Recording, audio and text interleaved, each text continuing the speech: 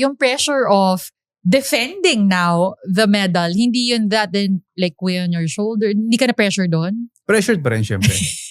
Pero mas naging na ako, mature in a sense na okay lang kahit di manalo. I just focus to, yung mental psych na if it happens, it happens. I'll just focus on how to get that gold medal. So more mature na. Yes, more ganun. mature approach. Yeah, less fear, more of strategical approach. Exactly, yeah. Yun.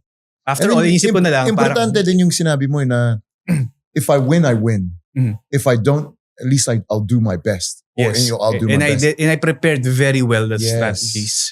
So I did the same thing. I planned from A to Z. Nag-prepare kami talaga from diet, nutrition, sleep. Very crucial ang sleep talaga. Dapat at least 7 hours.